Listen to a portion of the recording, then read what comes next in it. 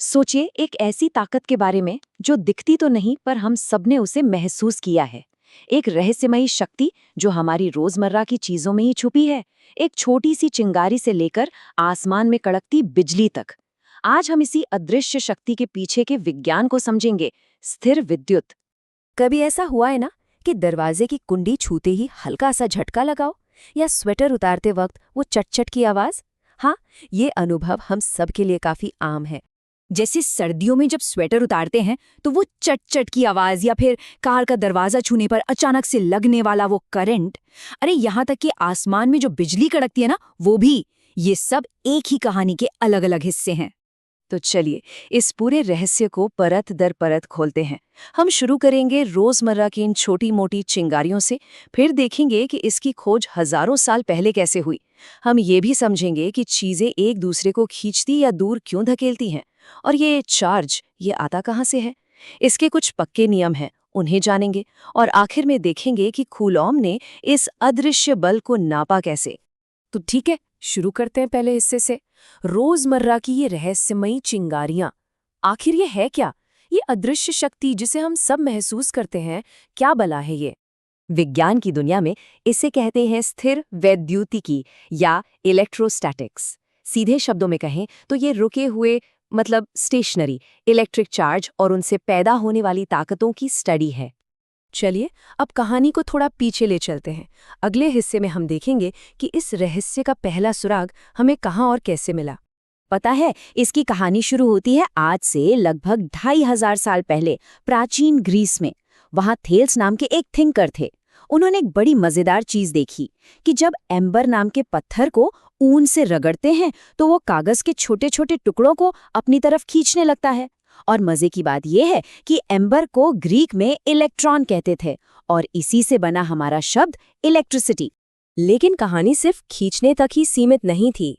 अगली बड़ी खोज ने बताया कि ये ताकत सिर्फ खींचती ही नहीं, बल्कि कभी-कभी चीजों को एक दूसरे से दूर भी धकेलती है। और बहुत सारे एक्सपेरिमेंट्स के बाद एक बात साफ हो गई कि कुदरत में ये इलेक्ट्रिक चार्ज सिर्फ और सिर्फ दो ही तरह का होता है। तीसरा कोई टाइप है ही नहीं। और इन दो तरह के चार्ज के बस दो ही सिंपल से नियम हैं जो सब कुछ कंट्रोल करते हैं। पहला, एक जैसे चार्ज वो हमेशा एक दूसरे से दूर भागेंगे, और दूसरा, अलग अलग तरह के चार्ज वो हमेशा एक दूसरे की तरफ खींचेंगे। बस यही दो नियम हैं, या तो रिपल्शन या फिर अट्रैक्शन। फिर आए बेंजामिन फ्रैंकलिन। वो पहले इंसान थे जिन्होंने इन दो तरह के चार्ज को एक नाम दिया। उन्होंने कहा एक है पॉजिटिव प्लस और दूसरा है नेगेटिव माइनस, और इसी को कहा गया चार्ज की पोलैरिटी।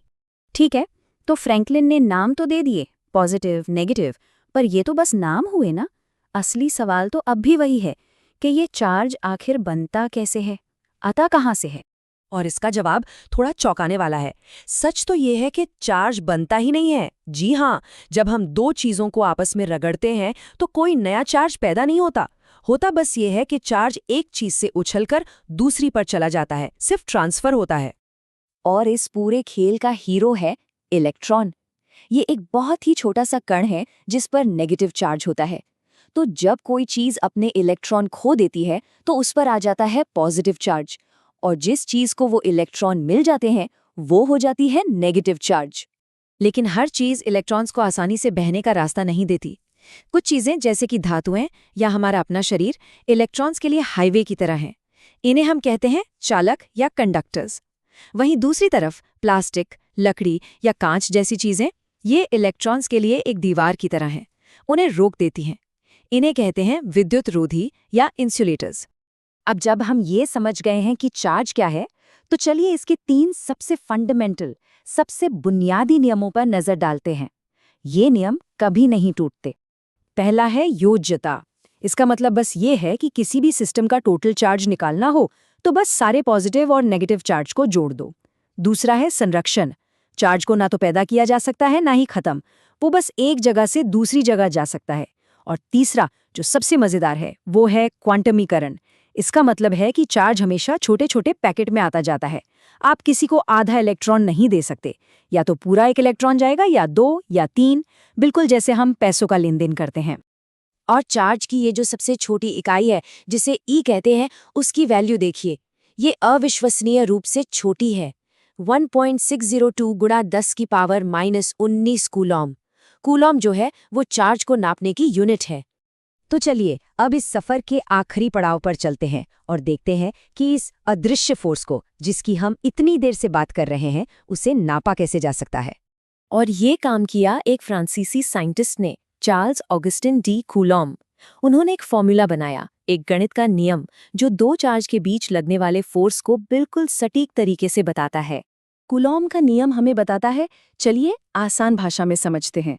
इसका मतलब है चार्ज जितना ज्यादा होगा, फोर्स भी उतना ही ज्यादा होगा, और उनके बीच की दूरी जितनी ज्यादा होगी, फोर्स उतनी ही तेजी से कम होता जाएगा।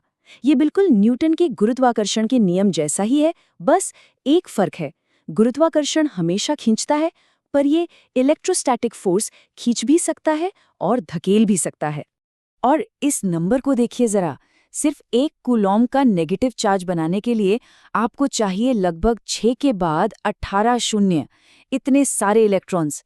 इसी वजह से असल जिंदगी में हम माइक्रो कूलॉम या नैनो कूलॉम जैसी बहुत छोटी यूनिट्स का इस्तेमाल करते हैं। तो सबसे कमाल की बात पता है क्या है? जिस फोर्स को हम एक स्वेटर की चटचट जैसी मामूली चीज में महसूस करते हैं, असल में वही फोर्स हमारी पूरी दुनिया को चला रहा है। यही वो ताकत है जो एटम्स को एक साथ जोड़कर रखती है, मॉलिक्यूल्स को उनका आकार देती है, सब कुछ। तो ये सोचने वाली बात है ना? ये अदृश्य शक्ति जिसे आज हमने थोड़ा करीब से जाना, हमारे आसपास की दुनिया को और किन किन तरीकों से कंट्रोल करती होगी, जिनके बारे में शायद हमें पता भी नहीं है।